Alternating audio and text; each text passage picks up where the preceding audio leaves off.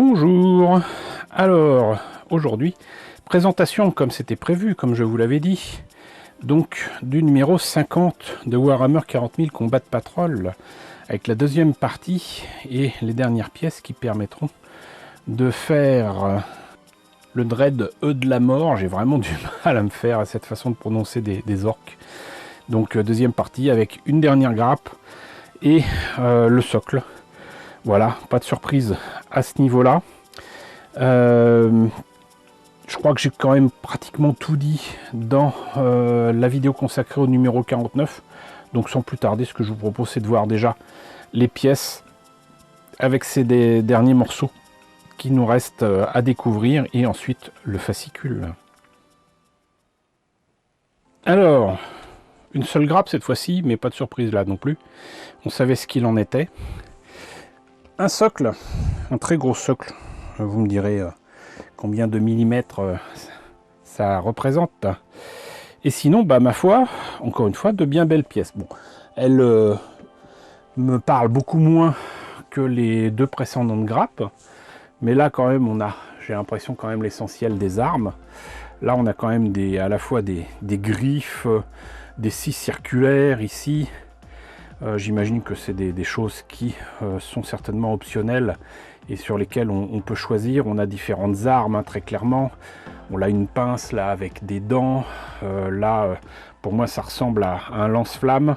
On a différents, j'allais dire, logos, certainement orques, qui représentent des crânes ou quoi, fait dans de la ferraille, très certainement. Et bah, moi, je trouve ça franchement pas mal pour un objet qui a été fait en 2009 et qui a donc là 17 ans, franchement. Je ne vais pas dire que ça force le respect, mais ça va. Ça va. Et j'apprécie surtout qu'il y ait quand même assez peu de pièces qui soient en deux morceaux, qu'il faille coller, poncer, etc. Là, vous avez, donc, je ne sais pas si c'est des dents, des défenses, on va dire, ou des cornes, mais qu'importe. Là, il y a quand même des pièces que je trouve assez sympathiques qui pourraient rappeler des détails qu'on a sur des tanks de l'Imperium. Notamment ici, il y a une espèce de lampe. Très certainement du matériel récupéré, hein, de toute façon. Mais franchement, moi, je suis content. Et même si 11 € pour ça peut sembler quand même assez cher.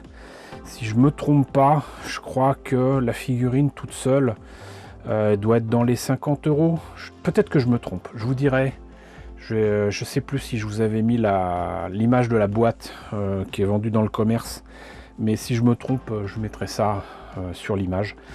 Donc bah écoutez, on a vu pour les pièces. Voyons maintenant pour donc le fascicule. Alors, couverture du numéro 50, on pourrait presque s'y tromper. Comme ils ont repris la même image donc du modèle monté et peint, qui est toujours aussi laid, hein, franchement, je trouve vraiment pas beau. Il y a une illustration différente derrière, mais franchement, ça se voit pas des masses. Donc, peut-être des choix de couleurs et une couverture un petit peu trop proche du numéro 49. Mais puisque de toute façon, ils mettent les pièces devant, on les voit pas, donc... voilà, je sais pas quelle est la logique ici pour la vente en maison de la presse. Mais bon, qu'importe. Donc, deuxième partie de Dread E de la mort. Culture orque, je savais pas qu'il y avait une culture orque. Et règles de patrouille. Mais comme c'est combat de patrol, ça fait penser à patrouille. Mais bon. Ah, peut-être en rapport avec l'actualité cinéma du moment. Alors... hop, qu'est-ce qu'ils nous disent? WAG, les dernières pièces de votre Dread E de la mort sont arrivées. Il est prêt à en découdre. Dans ce numéro, vous trouverez non seulement un guide pour peindre votre nouvelle figurine, mais aussi un scénario afin de la tester sur le champ de bataille. Donc là aussi, pas de surprise, effectivement, on a eu, comment dirais-je, les indications pour le monter. Maintenant, c'est pour le peindre. Toujours ces indications qui m'énervent, à savoir... donc mettre des couches et des couches de peinture, mettre tout en Abaddon Black. Encore une fois, ça n'a de sens que si vous utilisez un sous-couchage à la bombe ou à l'aérographe. Mais bon, au pinceau, sincèrement, je vous le dis, ça rime à rien. Lead Belcher, couche de base dessus pour pas mal de détails mécaniques ici et là. Pour l'instant, j'avoue que ça rend pas mal du tout. Changez votre... C'est la première fois que je vois ça. Changez votre eau maintenant que vous passez des peintures métalliques aux peintures non métalliques.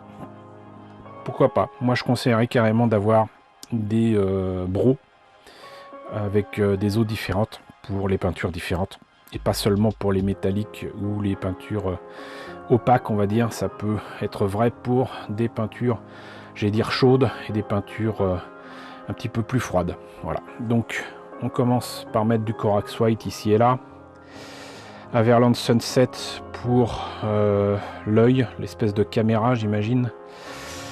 Mephiston Red pour justement encore une autre petite caméra. La lentille de la lunette au sommet du lance-roquette. D'accord. Mephiston Red pour les câbles. Du Wavebone pour quoi? Les morceaux de tissu entourant, entre autres, les armes, comme ces tuyaux d'échappement. D'accord. Wavebone, encore une fois, sur les défenses. Donc c'était bel et bien des défenses. Non-oil sur les pièces qu'on a peint en acier. Et du non-oil même sur le blanc. On peut mettre des couches aussi apparemment. Agrax Earthshade pour donner un aspect un petit peu plus cuivré, fatigué, rouillé. Ici et là, mais là ça manque pas. Reikland Flesh Shade sur la lentille jaune. Ouais, moi sincèrement si je le faisais tel quel, c'est pas ce que je ferais. Par contre, les défenses ça rend très très bien là. Corax White s'est repris sur donc et le non-oil et la Grax Earthshade. Stormos Silver pareil, c'est donc un rehaussage de couleur et socler vos figurines. Donc avec de la peinture texturée, ça donne ça au final. Alors il y en a qui trouveront peut-être ça beau, moi je le trouve extrêmement laid. Mais ce n'est que moi et peut-être que en fait sans cette grosse tête là et avec une figurine au milieu de tout ça, parce que je pense que c'est repris d'une armure, d'un exosquelette, peut-être même de l'Imperium. Si on enlève la tête ici, franchement c'est pas si mal, c'est pas si mal. Mais encore une fois, je me réserve la possibilité de le faire tel quel et peut-être même de l'améliorer ou d'utiliser tout simplement les pièces qui sont là pour mes différents projets de kit bash. Voilà. Culture orque. Bien que certains observateurs décrivent les orques comme des primitifs, ils possèdent en réalité une identité complexe et une gamme considérable de pratiques culturelles aussi intéressantes qu'uniques. Monnaie, les orques sont la seule espèce connue à utiliser les dents comme monnaie. Les plus grosses ont plus de valeur, mais même le plus chétif des orques n'est jamais fauché, car il peut toujours se prendre un point dans la figure pour se faire un peu d'argent de poche. D'accord. Au moins c'est drôle. Là, c'est des voitures à la Mad Max, une science étrange. Tant qu'elles défoncent tout, la plupart des orques se moquent de comprendre leur technologie improvisée. Leurs ennemis, eux, sont toujours huer par ces engins bizarres et d'une fiabilité douteuse. D'accord. Le pouvoir des couleurs, donc c'est une race qui permet d'avoir des objets extrêmement colorés, comme au tout début de Warhammer 40 000. Mais bon, Goff, les boys sont sur le point de se battre entre eux pour savoir qui sera le premier sur le champ de bataille. Bon, c'est des belles illustrations, c'est vrai. Vert de chez Vert, technologie Goff, c'est ça les Goff? D'accord. Ceux qui s'appellent Goff sont ravis de le savoir. Chuck Boys.